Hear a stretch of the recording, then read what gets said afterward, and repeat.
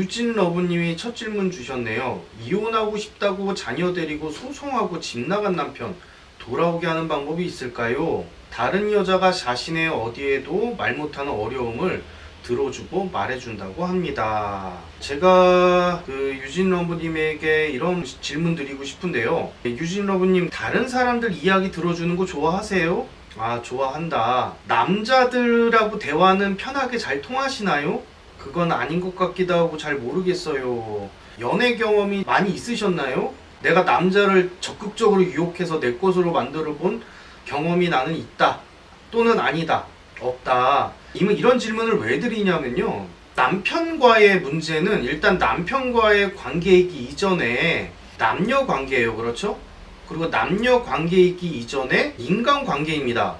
그래서 이것을 아주 중요하게 생각하셔야 되는데, 제가 그림으로 잠깐 그려서 좀 보여드리면, 남편과의 관계가 있다고 하면 여기가 남편 관계예요. 남편. 그리고 상위 수준이 뭐냐면요, 남자와의 관계예요. 그리고 가장 상위 수준이 뭐냐면 인간관계예요. 내가 인간관계에 문제가 있다 그러면 남자도 남자이기 이전에 인간이지 않습니까? 그래서 인간관계를 힘들어하는 사람들은 남자관계도 힘들어해요. 그리고 남자관계가 힘든 사람은 남편관계도 힘들어합니다.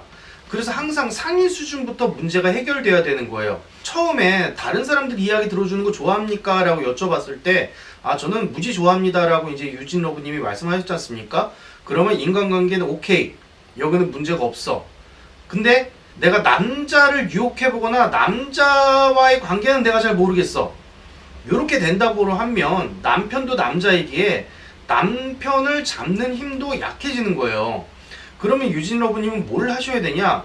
남자를 내 것으로 만드는 거를 즐거워하셔라 라고 제가 답변 드리고 싶습니다. 그러면 남자를 내 것으로 만들 수 있으면 남편도 내 것으로 만들 수 있다. 그러면 남자의 그 무엇을 내가 내 것으로 만들어야 되느냐, 이게 중요하죠. 그 남자의 무엇을 내 것으로 만드는 거 즐거워해야 되는데, 그 즐거움, 어떤 즐거움이 있어야 되냐면, 첫 번째, 남자의 몸을 내 것으로 만들 줄 알아야 돼요. 근데 남자의 몸만 내 것으로 만들면은 이건 좀 이상하잖아요. 우리가 동물도 아니고, 그죠? 그래서 남자의 마음도 내 것으로 만들 줄 알아야 됩니다. 지금 남편분께서 그 다른 여자가 고민을 다 들어줘가지고 그 여자가 뭐 말 못할 고민을 다 들어줘서 이제 나갔다 라고 하시는데, 유진러브님께서는 남자의 마음을 나의 것으로 만드는 능력이 떨어진다 라고 생각할 수 있습니다. 그럼 남자의 마음을 나의 것으로 만드는 능력이란 무엇이냐? 남자의 마음을 내 것으로 만드는 걸 즐거워하면 되는 거예요. 따라서 남자를 내 것으로 만드는 걸 즐거워해야 되고, 남자의 마음을 내 것으로 만드는 걸 즐거워하셔야 됩니다. 그래야만 유진러브님이 남편도 나의 것으로 만드는 방법을 알 수가 있어요. 남자를 나의 것으로 만드는 방법을 모르는데 남편을 나의 것으로 만든다? 그건 좀 힘듭니다. 그래서 남자부터 나의 것으로 만드는 그 능력을 키우셔야 할 겁니다. 그러면 어떻게 키웁니까? 제가 계속 말씀드리죠. 즐거워해라. 남자의 마음을 사로잡는 걸 즐거워해라. 그걸 안 즐거워하면 방법이 안 보여요. 근데 그걸 즐거워하기 시작하면 그때부터 방법이 보이기 시작해요. 그래서 방법이 보이기 시작하기 때문에 이제 어떻게 하는지 답이 보이기 시작하는 거예요.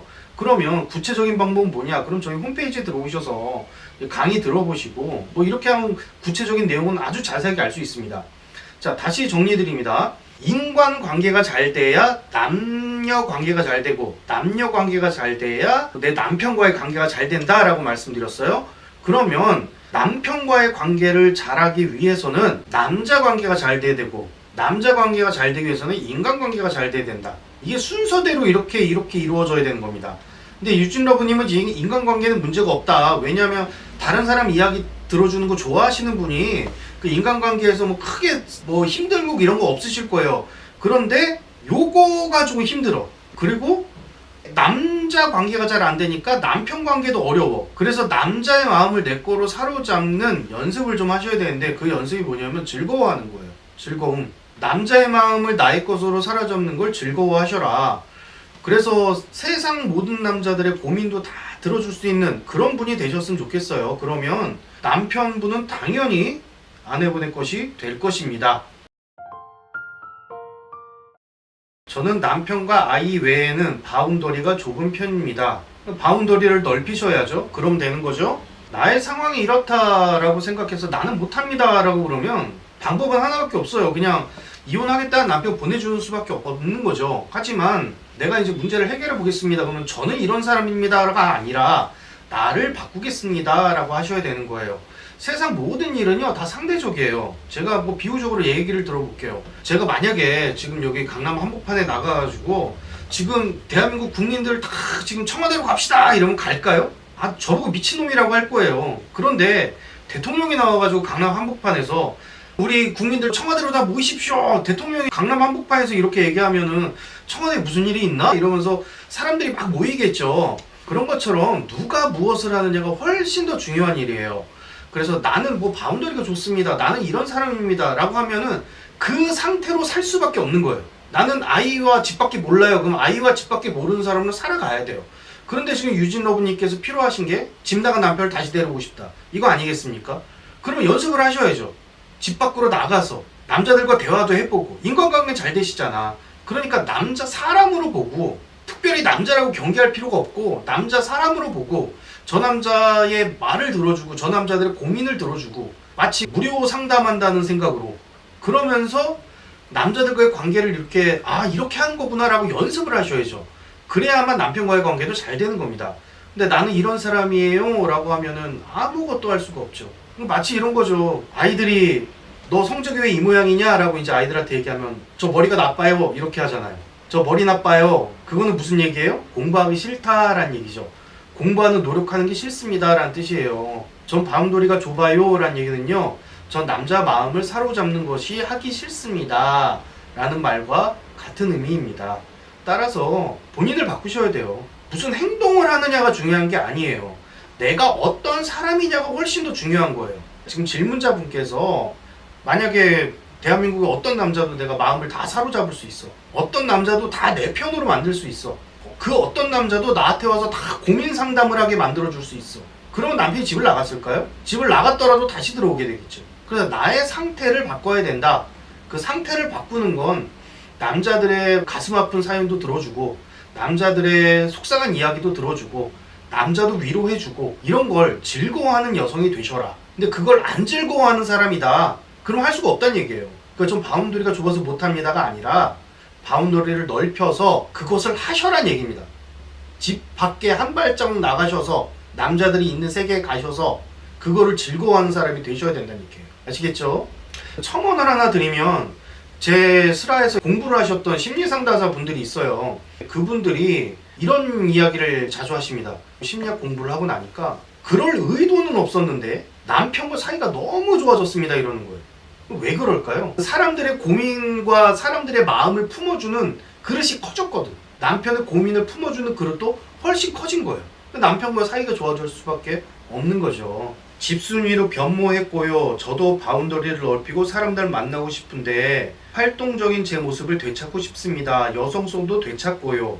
제가 너무 객관적인 사람이라 힘들지 않나 싶습니다. 자, 유진러브님 오해를 하고 계십니다. 유진러브님은 객관적인 사람이라 힘들지 않나 싶습니다가 아니라 굉장히 주관적인 분이시기 때문에 힘드신 거예요. 이게 힘들다 안 힘들다는 누구의 판단입니까? 나의 판단입니다. 즐겁다 안 즐겁다는 누구의 판단이에요? 나의 판단이에요. 객관적인 사람이라 힘들다가 아니라 객관적인 사람이라 즐거울 수도 있어요. 힘들다 안 힘들다는 유진러브님의 판단이죠. 지극히 개인적인 나에 대한 판단입니다. 그걸 자아상 이렇게 얘기하죠.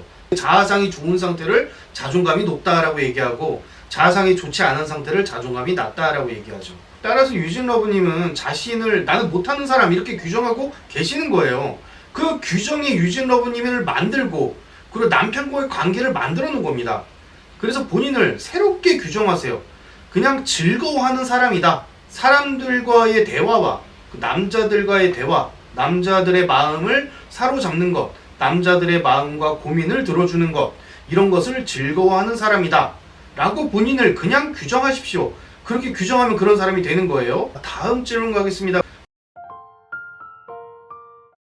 사는 게 어려워요 님이 보내주셨는데, 남편이 다른 여자에게는 적극적인데 나에게는 그렇게 적극적이지 않은 것 같다. 그게 왜 그러냐?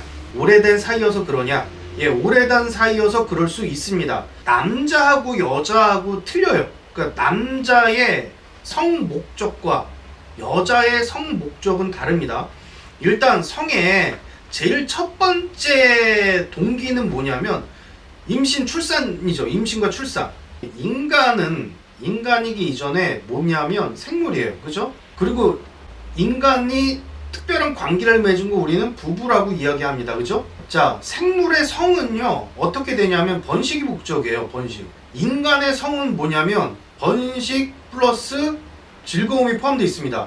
이게 왜 즐거움이 포함되어 있냐면 부부관계 유지 때문에 그래요. 남자의 성목적은요 진짜 말 그대로 씨앗을 뿌린다. 남자의 성목적은 관계를 좋게 유지하는 목적이 아니에요. 남자의 성의 목적은요 그냥 정자를 제공하는 목적이에요. 그래서 정자 제공의 즐거움을 느끼는 거예요. 그리고 여성의 경우에는 성을 단순히 번식의 목적이 아니라 인간의 여성은 성의 목적이 붙잡는답니다. 인간의 여성만이 오르가즘을 느껴요. 인간의 여성만이 다른 동물과 다르게 성을 놀이처럼 합니다. 그 이유는 뭐냐면 다른 동물과 다르게 인간의 여성은 임신, 출산, 육아기간이 다른 동물보다 너무 길어요. 인간은 100년 살잖아요. 그리고 육아기간이 다른 동물들 같은 경우에는 채 1년이 되지가 않습니다. 강아지도 1년만 크면 다 크잖아요. 근데 인간은 몇 년 키워야 돼요? 최소 20년. 요즘 같은 경우에. 요즘은 20년도 더 키우죠. 그러면 그 기간 동안 아이를 양육하는 기간이 너무 길기 때문에 아이를 혼자 키우기 힘들어서 누군가를 붙잡아 놔야 돼요. 그게 뭐냐면 수컷이에요. 그래서 수컷들이 물질 투자와 자원 투자를 합니다. 쉽게 얘기하면 돈 벌어다 주는 거예요. 이게 인간의 결혼 제도예요. 생물학적인 결혼 제도. 그러면 그 수컷들을 붙잡는 방법은 무엇이냐? 여성의 성입니다. 그러니까 여성이 성이 남자를 붙잡는 능력에 기반되어 있는 거고, 인간의 여성이 성적 능력이 뛰어난 것은 인간으로서 굉장히 진화된 형태입니다. 그래서 어떤 여성들 같은 경우에는 이런 이야기를 하세요. 그 성적으로 개방적이거나 성욕이 높은 여자는 동물 같아요. 절제되어야 인간 아닌가요? 그렇지 않습니다. 사실 그 성적으로 굉장히 욕망이 강한 여성들 같은 경우에는 굉장히 인간으로 진화된 여성이에요. 그러니까 동물들은 돈을 벌진 않죠. 그러니까 물질 이렇게 먹을 것만 이렇게 쌓아놓잖아. 그런데 인간은 그거를 플러스 알파 해가지고 물질을 자산으로 가지고 있는데 그게 돈이에요. 그런 것처럼 인간의 성은 동물보다 한 단계 진화되어 있어요. 그게 즐거움이에요. 자, 그래서 이 말씀을 왜 드리냐면 지금 남편분께서는 아내분을 붙잡으려고 섹스를 하는 사람이 아니란 얘기예요. 아내분의 동기는 남편을 붙잡기 위한, 내 편으로 만들기 위해서 섹스를 하는 사람이다. 그러니까 동상이몽한다. 부부가 원래 남녀는 동상이몽해요. 생긴 게 다르기 때문에. 근데 남자는 이 배설의 즐거움을 느끼기 위해서 섹스를 하고, 또는 이제 사랑받는 느낌, 그 스킨십 이런 것도 포함되는 거죠. 그런 것들 때문에 섹스를 하는데, 여성의 경우에는 남자를 붙잡으려고 섹스를 한다. 그래서 동상이몽을 한다. 그래서 남편이 다른 여자한테는 적극적인 것 같은데 왜 나한테는 안 그럽니까? 아내분을 붙잡고 싶지 않아서, 또는 아내분에게 성적 매력을 느끼지 못해서가 맞는 거죠. 이게 기본적으로 남자들은 생긴 게 그렇게 생겨 먹었어요. 자, 그럼 문제는 이것을 어떻게 해결하느냐? 이 질문을 하셨을 때 동기는 남편이 다른 여자한테 성욕을 느끼고 나한테 왜 성욕을 느끼지 않느냐에 답을 찾고 싶은 게 아니라, 해답만 원하는 것이 아니라 이 문제를 어떻게 해결하면 좋겠습니까?의 연장선 아니겠습니까? 자, 그래서 이 문제를 어떻게 해결하셔야 되냐면, 첫째는 뭐냐면 아내분이요 남자 유혹하는 걸 즐거워하셔야 돼요. 그러니까 여성이라고 하면 남자를 붙잡는 능력이에요. 남자와 여자 관계가 이렇게 되는데, 남자가 여자를 유혹하려고 막 들이대면은 얘는 좀 이상한 애예요. 예. 여자는 남자를 유혹을 해야 돼요. 이게 정상적으로 기능하는 거예요. 남자가 이성을 유혹하려고 막 그 발버둥을 치는 남자들 같은 경우에는 이거 남자 아닙니다. 왜냐하면요, 섹슈얼 메이팅이라고 그러는데 이 성을 선택하는 그 과정에서 남녀 관계에 있어서 그 결정권을 누가 가지고 있냐면 여자가 들고 있습니다. 여성이 100% 성선택 결정권을 가지고 있어요. 그러니까 남녀 관계에 있어서 섹스 결정권이 여자가 들고 있는 거예요. 그럼 유혹을 누가 해야 되는 거예요? 여자가 해야 되는 거죠. 그러니까 남자는 그냥 지 잘났다고 계속 이렇게 그냥 뭐 지 사는 거예요. 그러니까 동물 세계에서 봐도 그래요. 여자 앞에 가서 꼬리는 막 쳐. 꼬리는 막 치는데 그 섹스할 놈을 고르고 다니는 거는 여자예요. 남자들이 잘 보려고 노력은 하겠지만 적극적으로 그 섹스할 파트너를 찾는 건 여자다. 그래서 이 문제를 어떻게 해결하면 좋겠습니까? 라고 질문을 해주신다면 제가 아내분께 질문 드리고 싶은 이거예요. 남자 유혹하는 걸 즐거워하시나요? 그러니까 남자라 그러면 남녀 관계에 있어서 어떻게 성장을 해야 되냐면 여자한테 선택을 받는 남자로 동성관 서열 경쟁하는 걸 즐거워해야 돼요. 그러니까 여러분들이 아들 키우실 때는 뭐 어떻게 가르치셔야 되냐면 동성간 서열 경쟁에서 승리하는 것을 가르치셔야 돼요. 그러니까 경쟁하지 마라 이렇게 가르치면 안 돼요. 그러니까 공부도 열심히 하고 서열 높이고 성적 높이고 돈도 많이 벌고 1등하고 이런 거 아들들한테 가르쳐야 돼. 그래야만 여자들한테 선택을 받는 남자가 돼요. 딸들은 어떻게 키워야 되냐면 남자를 네가 선택해라 라고 가르쳐야 돼요. 너한테 덤벼드는 남자 억지로 만나지 말고 네가 이렇게 길거리 가다 괜찮은 남자 있으면 네가 꼬셔가지고 네 거로 만들어야 된다 이렇게 가르쳐야 돼요. 그렇게 가르쳐야만 정상적으로 성적인 기능을 하는 거예요. 남편이랑 적극적으로 하고 싶은데 남편은 그 정도 아닌 것 같아서 제가 위축돼요. 그러니까 그 정도라는 게 구체적으로 어느 정도인지 잘 모르겠지만 이게 태도가 굉장히 중요합니다. 잠자리 태도가. 저희 홈페이지에 부부관계 3단계 보셨습니까? 그거 보면은 성교육 강의거든요. 거기 보면은 잠자리를 어떤 식으로 임해라라는 거를 마음가짐과 행위까지 다 가르쳐 드리는데 중요한 건 태도예요. 근데 그 태도가 뭐냐면 내가 유혹하는 걸 즐거워해야 된다는 얘기예요. 내가 유혹하는 거. 아, 난 적극적으로 하고 싶은데 남편이 별로 안 받아줄 것 같아요. 이거는 유혹하는 태도가 아니죠. 유혹하는 태도는 뭐예요? 내가 적극적으로 남편을 그렇게 만들어 놔야죠. 그렇게 만들어 놓는 걸 즐거워하십시오. 남자들이 그런 분들이 있어요. 그 좋은 남자로 보여야 된다는 강박관념이 굉장히 많습니다. 그 아내분들도 마찬가지죠. 남편한테 나쁜 여자로 보이기 싫잖아요. 그런 것처럼 남편들도 아내분들한테 좋은 남자로 보이고 싶어요. 그러면 이제 어떻게 되냐면 인간 사회에서 제일 금기시되는 욕구가 사실 성욕이거든요. 성적인 욕구예요. 그런데 그 성적인 욕구를 부인 앞에서 마음대로 드러내질 못해요. 왜냐하면 부인이 싫어할까봐. 그래가지고 부인한테 성적인 적극성을 보이고 내 성적 욕망을 표현하는 것을 좀 많이 불편해합니다. 그래서 이걸 어디서 푸냐면 보통 매춘업소라든가 이런 데서 풀어요. 왜냐하면 내가 돈을 지불했기 때문에 내 마음대로 할 수 있잖아요. 그죠? 그래서 이제 돈을 지불하고 그 욕구를 풀고 오는 거예요. 근데 일단은 아내분이 그 남편의 성적 욕망을 다 받아줄 수 있는 그런 적극성이 있어야 되는 거예요. 그냥 섹스하자! 이러고 덤비는 게 아니라 남편의 그 더럽고 지저분하고 추한 욕망까지 내가 얼마나 받아들일 수 있느냐. 그러면 그 받아들일 수 있는 만큼 남편이 아내분에게 오실 겁니다. 나한테 왜 적극적이지 않냐? 그건 적극성을 기다리고 있는 거잖아요. 그죠? 제가 그 강의에서 말씀드리고 있는 건 남자의 적극성을 기다리지 말라고 가르쳤는데 남자의 적극성을 기다리고 계시는 거 아니에요. 그렇죠? 남자의 적극성을 기다리지 마십시오. 왜 남편이 적극적이지 않아요? 이 얘기는 내가 수동적으로 하고 싶다는 거잖아요. 적극적이지 않은 사람도 적극적으로 만들어 놔야죠. 또는 수동적인 사람을 가지고도 내가 즐겁게 성생활을 해야죠. 그게 중요한 거죠. 자, 다음 질문 가겠습니다. 남편이 자신과 비슷한 스타일의 여자와 직장에서 썸을 타요. 저는 남편한테 외모 열등감이 심해요. 남편은 체육인이라 몸매도 좋고 섹시한데 전 평범하고 공부만 해서 신체 능력이 많이 떨어져요. 남편이 직장에서 같이 운동하는 여직원한테 호감을 느끼고 서로 썸을 타요. 바람이라고 자각 못하는 듯하지만 두 사람이 서로 좋아하는 거 카톡, 소편지, 선물 등에서 서로 표현했어요. 외모 열등감 때문에 둘 사이를 떼어놓을 수가 없어요. 자, 이 얘기는요, 학생으로 비유하면 이런 거죠. 저는 머리가 나빠서 공부를 못해요. 이거 맞는 이야기인가요? 학생의 이런 푸념은 올바른 푸념인가요? 마치 그런 거와 같은 겁니다. 학생들이 저는 머리가 너무 나쁘고 저는 IQ에 대한 열등감이 있어요. 또는 저는 가정 환경에 대한 열등감이 있어서요 공부를 할 수가 없어요. 그런 이야기 들 때 우리는 딱 무슨 이야기 하죠? 야, 이 자식아, 너 공부하기 싫으니까 그렇지. 이런 거잖아요. 그죠? 지금 마찬가지예요. 외모에 열등감이 있습니다. 이건 변명입니다. 자, 공부로 따지자면 좋은 대학 가는 거죠. 자, 1번. 저는 머리가 나쁩니다. 그래서 열등감이 있어요. 그리고 2번은 뭐냐면 전 머리가 나빠가지고 좋은 대학 가고 싶은데 머리가 나빠 남들보다 더 잘하고 싶어요. 이런 사람이 있어요? 둘 중에 어떤 학생이 훌륭한 학생이죠? 2번이죠. 그리고 남편과의 문제는 결국 남자 문제잖아요. 그죠? 자, 1번. 나는 외모에 대해서 열등감이 있어가지고 내 남자를 붙잡거나 남자를 유혹하는 걸 잘 못해요.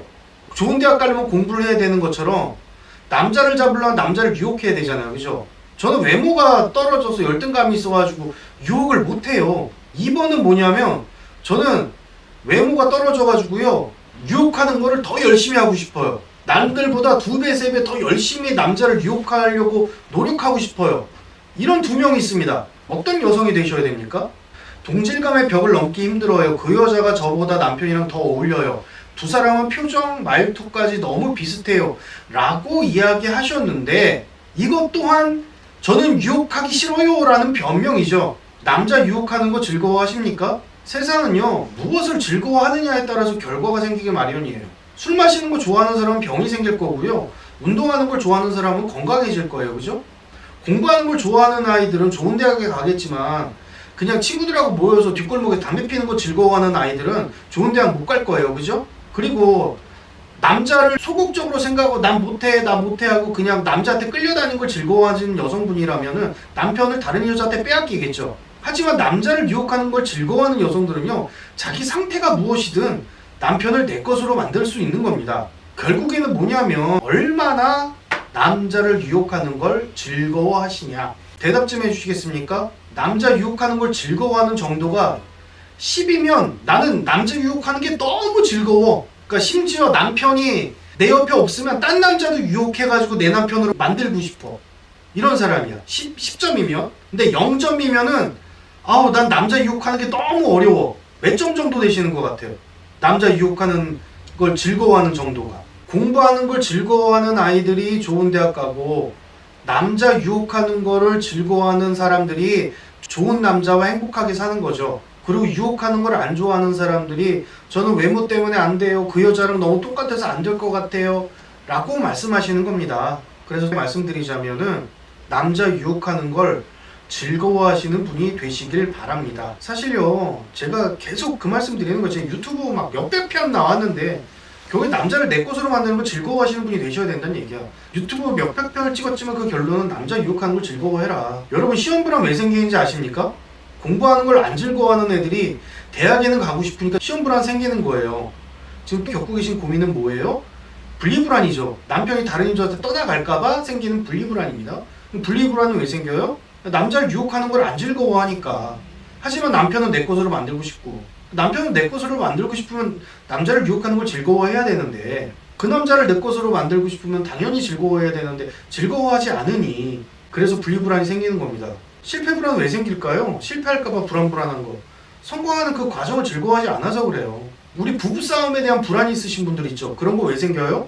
함께 지내는 걸 즐거워하지 않아서 그래요. 그러니까 싸우지나 말아야지 이렇게 되는 거예요. 다음 질문 가도록 하겠습니다. 현재 월 구독을 하면서 강의를 잘 듣고 있습니다.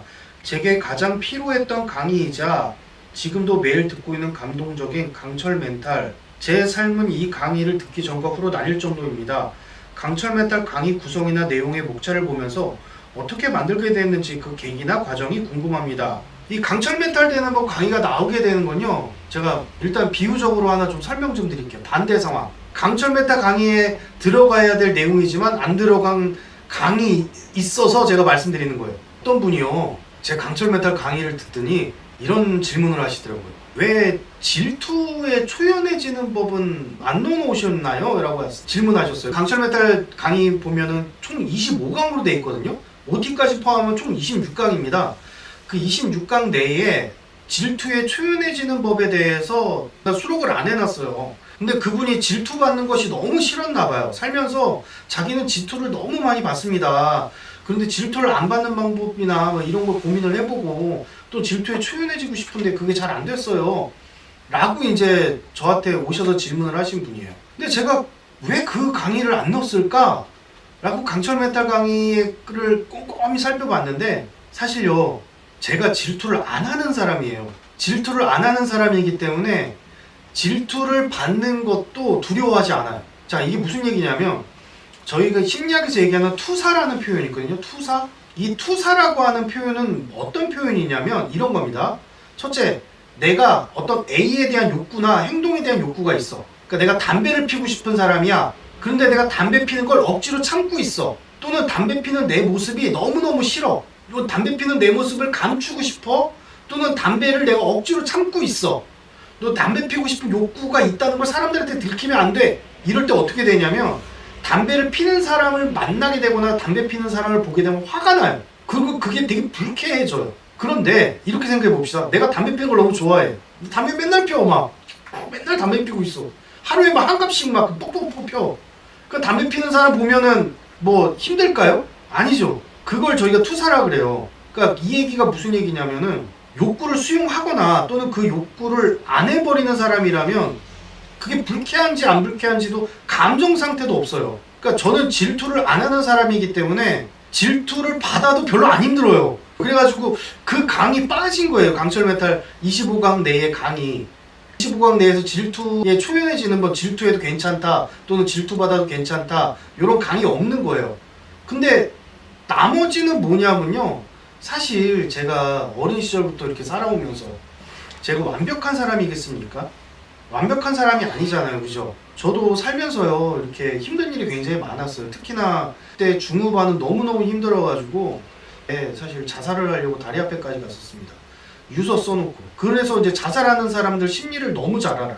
사람이 자살을 하려고 하면요 어떤 마음이 드냐면 죽고 싶다 이런 생각이 드는 게 아니라 아 내가 죽어야 되는구나 이런 합리화가 생겨요. 그 합리화가 어느 정도냐면은 여러분 아침에 일어나면은 아 이제 출근해야지 뭐 이런 생각 한다거나 또는 배고프면 아 밥 먹어야지 이렇게 당연한 것들 있잖아요. 당연한 것들. 저녁 시간 되면 잠자야지 이런 생각 들잖아요.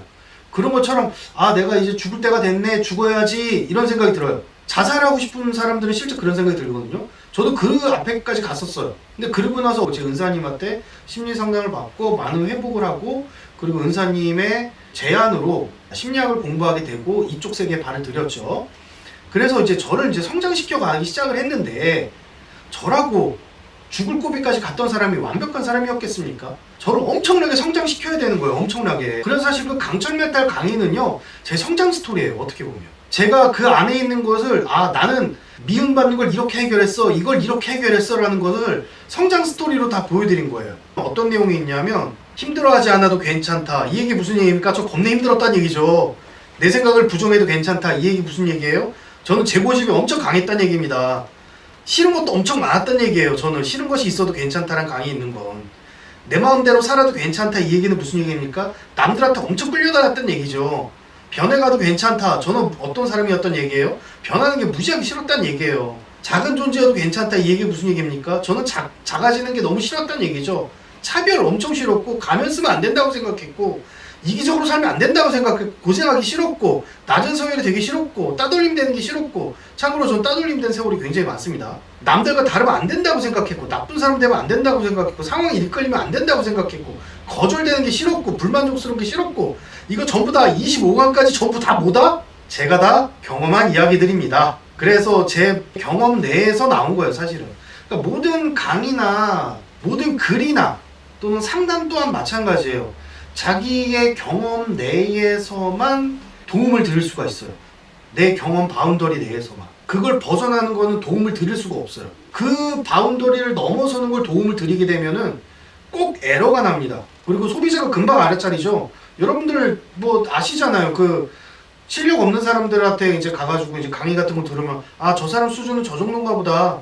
그래서 만약에 제가 뭐 물리학 강의를 한다든가 사학에 관해서 강의를 하면 안 된다는 얘기죠. 제 전문 분야가 아니니까. 그래서 강철 멘탈 강의는 제가 경험하고 제가 성장한 내용들이 그 안에 다 담겨 있어요. 그래서 저 강철 멘탈 강의대로 그대로 따라오신다면 최소한 이경규 대표의 멘탈 수준은 가지실 수 있다. 다음 질문 가겠습니다. 저 자신을 사랑하고 싶은데 무작정 하면 되는 건가요? JM님 지금 질문 주셨는데요. 나를 사랑한다는 게 구체적으로 뭐예요? 나를 불쌍히 여기는 거요. 그러면 거꾸로 질문 드릴게요. 내가 강아지를 사랑하면 우리 강아지 불쌍해 이러면 강아지 사랑하는 건가요? 강아지가 내 앞에서 막 꼬리치고 재주 부려. 아 불쌍해 이렇게 내 앞에서 이렇게 꼬리를 치고 재주를 부리니 불쌍해 죽겠다. 이런 강아지 사랑하는 건가요? 또는 남자친구가 나한테 와가지고 자기야, 내가 당신을 위해서 이렇게 꽃다발을 갖고 왔어. 당신을 위해서 선물을 큰 걸 준비했어. 그러면 자기야, 나를 위해서 이렇게 꽃다발을 준비했어. 왜 선물을 했어? 당신 나 만나서 진짜 불쌍하다. 이러면 남자친구 사랑하는 건가요? 아니죠. 나를 불쌍히 여기는 게 어떻게 사랑이에요. 자, 그러면 상대방을 사랑할 때 어떻게 생각을 합니까? 상대방을 사랑할 때는 너 참 괜찮은 사람이다, 좋은 사람이다, 이런 얘기를 하죠.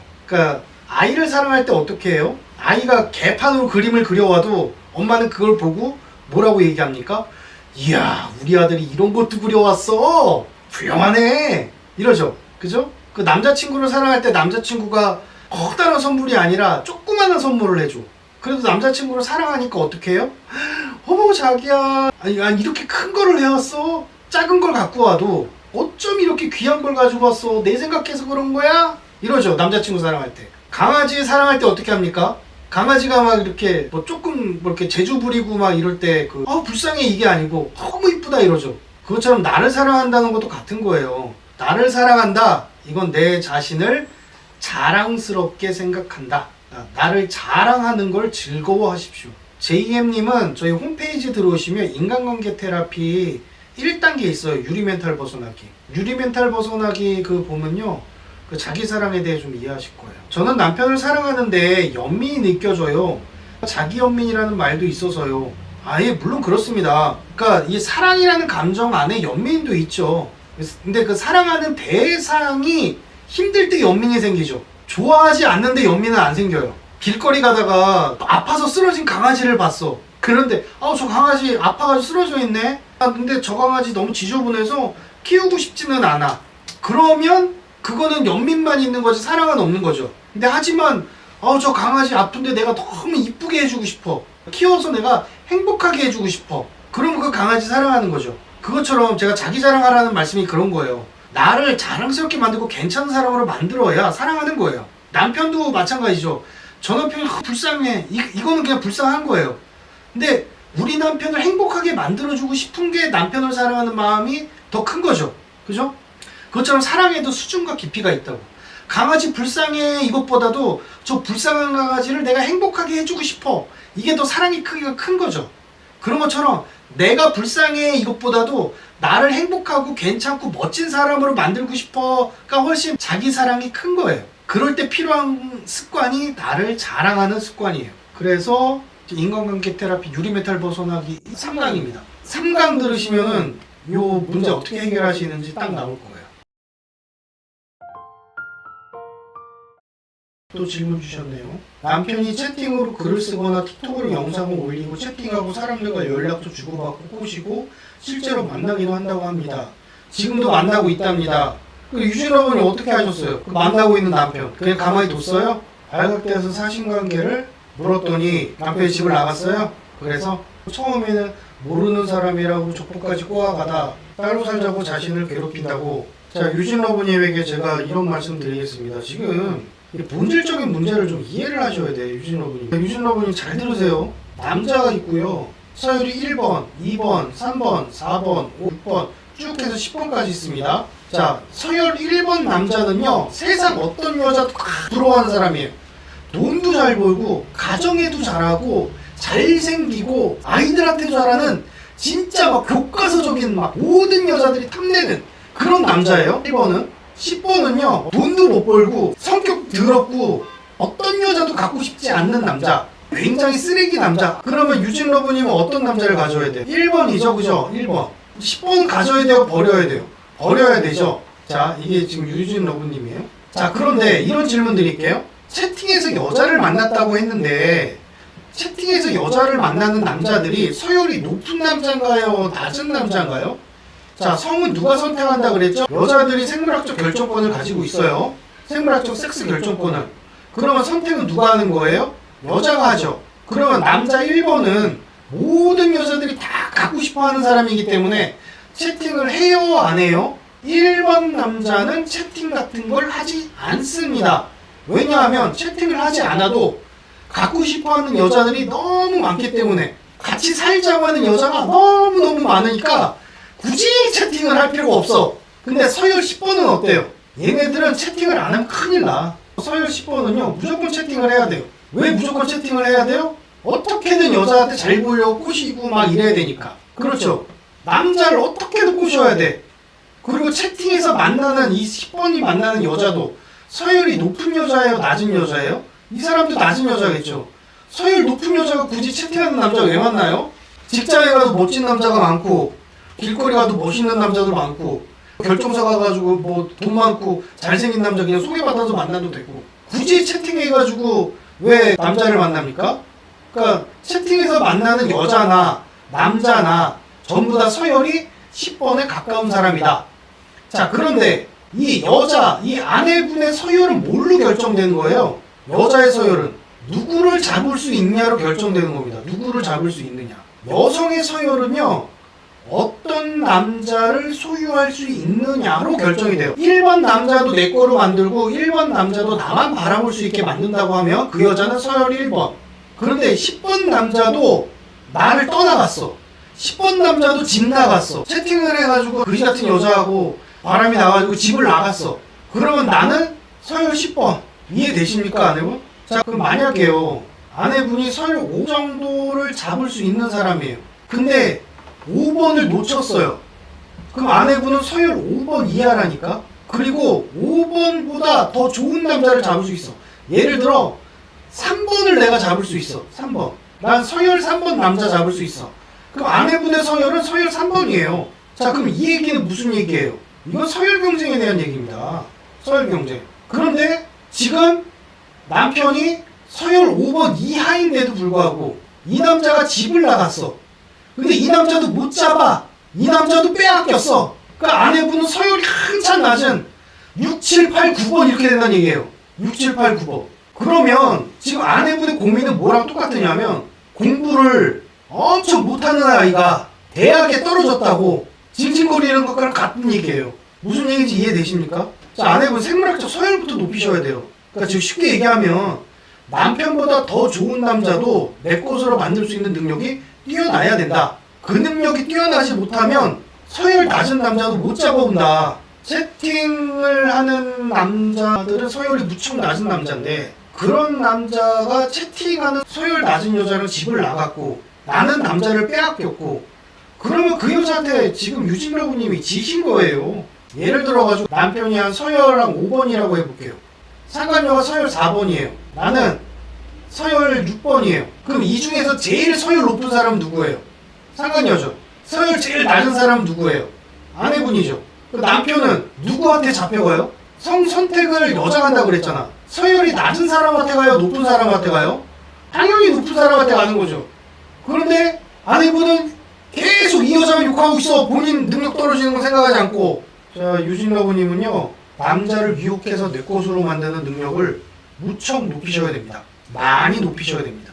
홈페이지에 들어오셔서 부부관계 테라피 1단계부터 3단계까지는 무조건 보셔야 되고요.